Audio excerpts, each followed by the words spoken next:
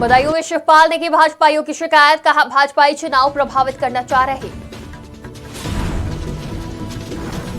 सीतापुर में बिना रजिस्ट्रेशन संचालित हो रहे अवैध मेडिकल स्टोर और अस्पताल, सीएससी अधीक्षक ने सील किया अवैध मेडिकल स्टोर। लखीमपुर खीरी में सरकारी गेहूं खरीद पर सीएम योगी के दिशा निर्देश, डिप्टी आरएमओ ने किया निरीक्षण। औरैया में चोरों के हौसले बुलंद, बंद घर से 3 लाख लेकर उड़े चोर। हरदोई से बीजेपी विधायक का वीडियो वायरल, ईडी के भय और सम्मान का किया जिक्र, कहा विधायक के हाथों में हो कमान। नमस्कार, आज की खबर में आपका स्वागत है। मैं हूं आपके साथ शिखा मेहरोत्रा। शुरुआत करते हैं उत्तर प्रदेश खबरों की।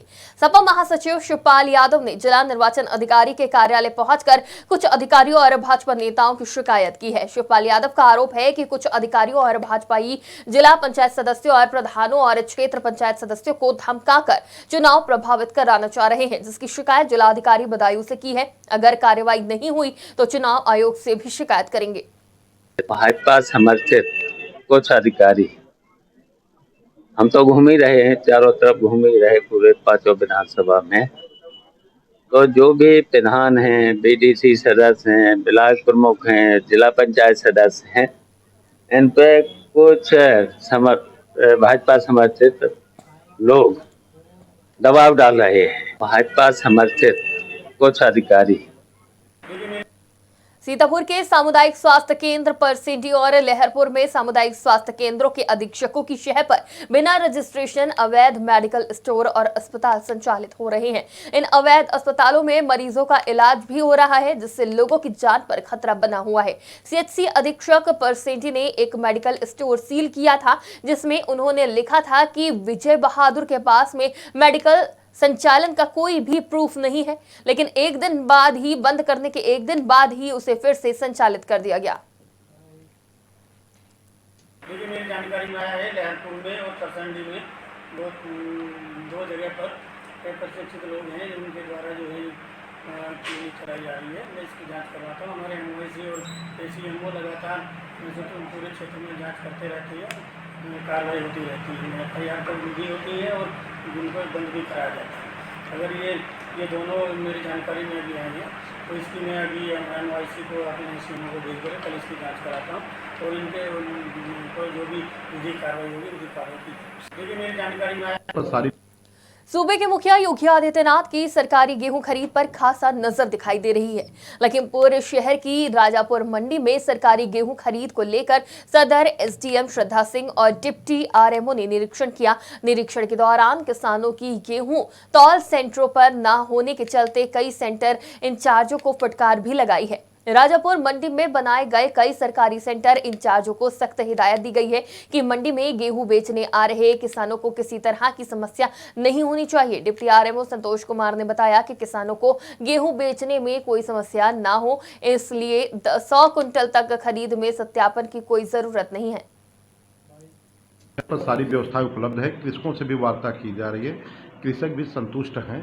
केंद्रों पर लगातार बेचने के लिए कृषकों से अपील की जा रही है कि सरकारी केंद्रों पर बेचें और 12 से 24 घंटे के भीतर इनका भुगतान भी सुनिश्चित किया जा रहा है। इसी को दृष्टिगत हम लोगों ने मंडी में आज उप जिलाधिकारी सदर के साथ निरीक्षण किया। पर सारी व्यवस्थाएं उपलब्ध है, कृषकों से भी वार्ता की जा रही है, कृषक भी संतुष्ट हैं। केंद्रों पर लगातार बेचने के लिए कृषकों से अपील की जा रही है कि सरकारी केंद्रों पर बेचें और 12 से 24 घंटे के भीतर इनका भुगतान भी सुनिश्चित किया जा रहा है। इसी को दृष्टिगत हम लोगों ने मंडी में आज उप जिलाधिकारी सदर। औरैया के अरवा कटरा थाना क्षेत्र के गांव नगला हरिराम में किसान दंपत्ति के घर चोरों ने ताला तोड़कर 3 लाख रुपए कीमत के जेवर चोरी कर लिए। वहीं पंचायत घर के सामने बने घर के खुले मैदान में खेल रहे बच्चों ने बाइक से आए 2 युवक के देखने की बात पुलिस को बताई है। बता दें कि नगला हरिराम निवासी राजू पाल का पंचायत घर के सामने घर है।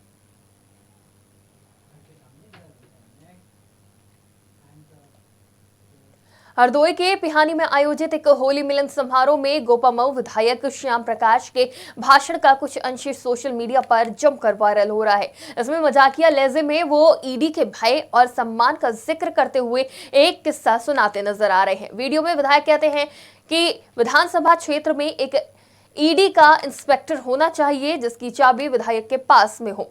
फिर देखते हैं कि कौन विधानसभा में फट्टा डालता है और कौन भाजपा में नहीं आता है। अभी एक मरीज एक हॉस्पिटल में गया, प्राइवेट हॉस्पिटल, प्रेजेंट नहीं बहुत रिपोर्ट जब वहाँ फार्म भरा गया, मरीज फार्म भरा जाता है, उसने फार्म भरा तो अपने पारिवारिक उसने लिख दिया कि पिताजी ईडी, आगे लिख दिया ईडी में।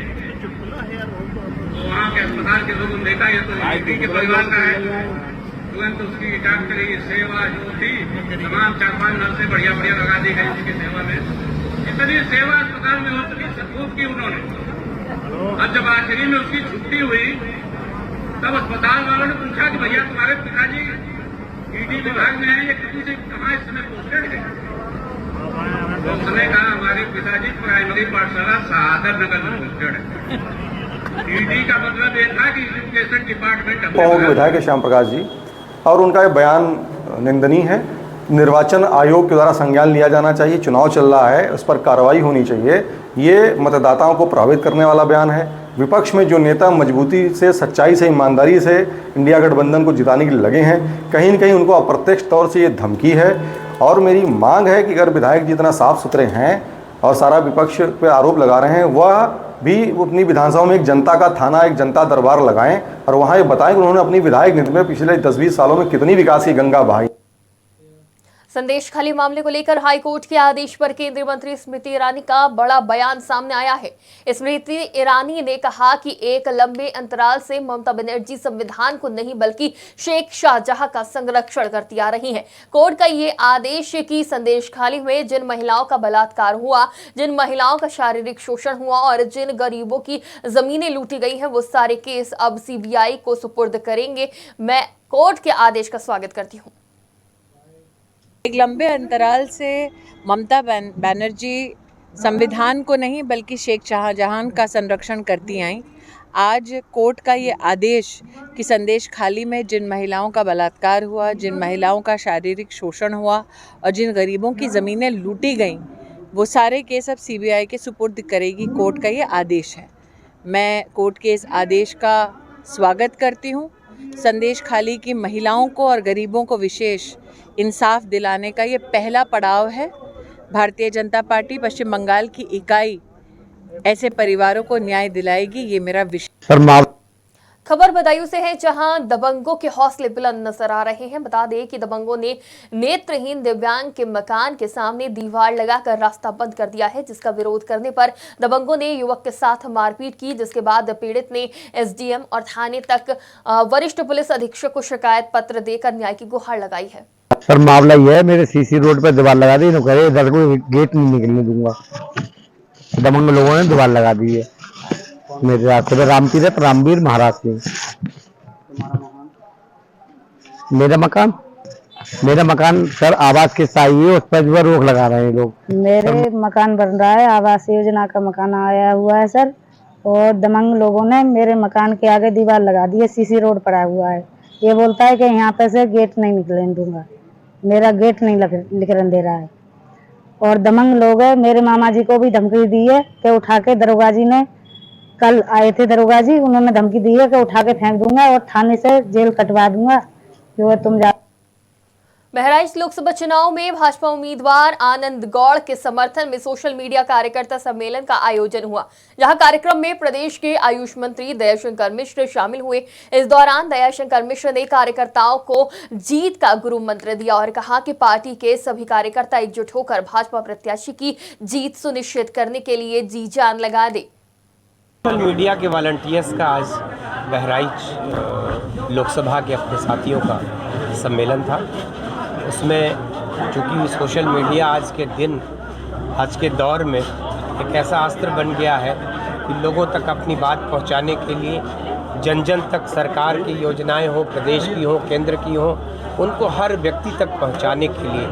वरना कभी किसी दौर में लोग भटका करते थे कि कौन योजना सरकार की चल रही है, कौन काम करा रहा, क्या क्या है, कैसे उनको लाभ मिलेगा, लोग जानने सुनने को तरसते थे। लेकिन आज सरकार की हर योजना हर गरीब तक, हर मजदूर तक, हर बहन तक, हर परिवार तक पहुंची हुई है। उसके पीछे निश्चित ही सोशल मीडिया का बहुत भाजपा ने बहुप्रतीक्षित लोकसभा सीट गाजीपुर पर अपना प्रत्याशी घोषित कर दिया है, जहां मनिहारी ब्लॉक के सिकड़ी निवासी पारसनाथ राय को पार्टी ने प्रत्याशी घोषित किया है। सरल स्वभाव के पारसनाथ राय परस्नातक हैं और बहुत लंबे समय से राष्ट्रीय स्वयंसेवक संघ से जुड़े थे। वो 1986 में संघ के जिला कार्यवाहक सहित विभिन्न पदों पर सफल दायित्व निर्वहन कर चुके हैं और वर्तमान समय में जौनपुर के सह विभाग संपर्क प्रमुख और क्रय विक्रय सहकारी समिति जंगीपुर के अध्यक्ष हैं। तो मैं संघ का दायित्वपूर्ण अधिकारी था, अभी मुक्त हुआ हूँ। जब मुझे पता चला तो मैं क्लास पढ़ा रहा था, तो जब मुझे पहले बताया गया तो हमको नहीं लगा कि मैं प्रत्याशी हो गया हूँ। भारतीय जनता पार्टी हमेशा चौंकाती है, क्या आप भी चौंक गए?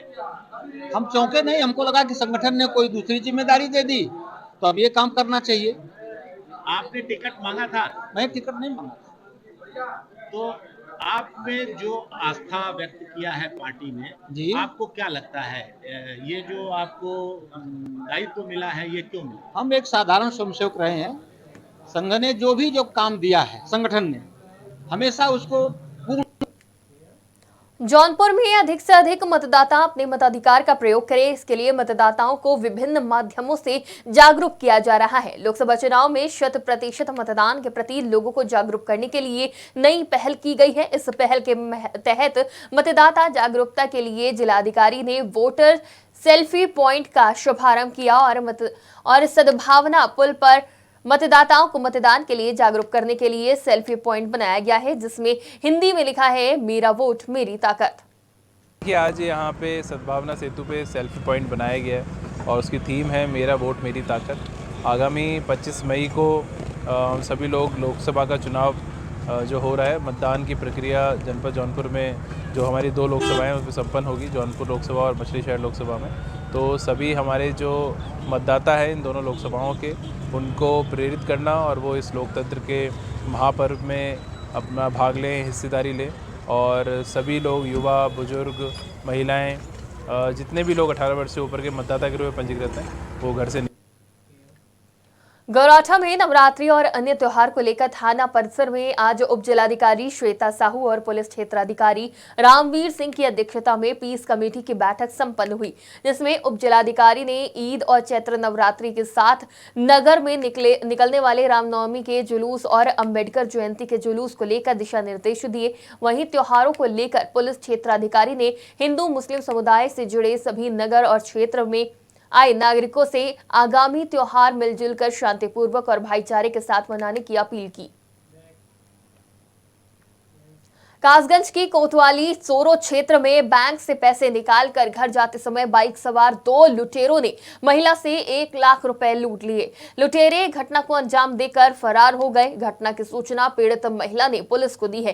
काफी समय बाद पुलिस मौके पर पहुंची। लुटेरों की शिनाख्त कर उन्हें गिरफ्तार करने के लिए घटनास्थल के आसपास लगे सीसीटीवी फुटेज खंगाले जा रहे हैं। हम ताई के साथ आए थे, मतलब बैंक से पैसे निकालने, 1 लाख रुपए मतलब कैश निकाला हम लोगों ने। तो मैं रास्ते से, मैं तो ताई ने निकाल दिए मेरे लिए, तो ताई रास्ते से जा रही है, रास्ते में मतलब 2 बाइक सवार आदमी हैं। सीट से भाजपा ने प्रत्याशी की घोषणा कर दी है। पश्चिम बंगाल के राज्यपाल रह चुके स्वर्गीय केसरीनाथ त्रिपाठी के पुत्र नीरज त्रिपाठी, जो कि इलाहाबाद हाई कोर्ट में अपर महाधिवक्ता हैं, उन पर भरोसा जताया गया है। अब मैदान में उतरे नीरज त्रिपाठी ने कहा कि पीएम मोदी ने हमारे ऊपर भरोसा जताया है, मैं सभी उम्मीदों पर खरा उतरने का प्रयास करूंगा। देखिए, पार्टी ने हम लोग को बहुत कुछ दिया। आपको मालूम ही है, पिताजी पहली बार यहाँ से लड़े तो मिनिस्टर हुए, उसके बाद विधानसभा अध्यक्ष हुए, फिर पार्टी ने उनको गवर्नर बनाया। मैं भी एडिशनल एडवोकेट जनरल हूँ और ये सारी चीज़ें हमको पार्टी ने ही दी है। अब मौका मुझे मिला है पार्टी के लिए कुछ करने का, तो मैं जी जान से पार्टी के लिए लगूंगा। मोदी जी की जो नीतियाँ हैं उनके लिए। केंद्रीय रक्षा मंत्री राजनाथ सिंह सहारनपुर के बेहट रोड के किसान विद्या मंदिर इंटर कॉलेज में भाजपा प्रत्याशी राघव लखनपाल शर्मा के समर्थन में आयोजित जनसभा को संबोधित करने पहुंचे, जहां भाजपा नेताओं ने उनका जोरदार स्वागत किया। रक्षा मंत्री ने हाथ उठाकर उपस्थित जनसमूह को अभिवादन किया। इस दौरान पंडाल ठाकुर राजनाथ सिंह जिंदाबाद के नारों से गूंज उठा। साथ ही यहाँ राजनाथ सिंह ने विपक्ष पर भी निशाना साधा। मोबाइल के माध्यम से, डिजिटल माध्यम से सर्वाधिक लेन देन दुनिया में किसी देश में हो रहा है मेरे बहन भाइयों, तो हमारे और आपके देश भारत में यह हो रहा है। यह है भारत का तरीका। यहाँ इतनी बड़ी संख्या में नौजवान बैठे हुए हैं और बहन भाइयों, मैं जब आता हूँ यहाँ, क्योंकि मैं भी किसान परिवार का हूँ, इसलिए मैं चौधरी चरण सिंह जी की हमको याद आती है। हमारी सरकार ने इस बार चौधरी चरण सिंह जी को भारत रत्न दिया है। यह भी एक किसानों के प्रति एक सम्मान की अभिव्यक्ति है। लखीमपुर खीरी में सरकारी गेहूं खरीद पर सीएम योगी के दिशा निर्देश मिले हैं, तो वहीं इसके बाद डिप्टी आरएमओ ने पहुंचकर निरीक्षण किया।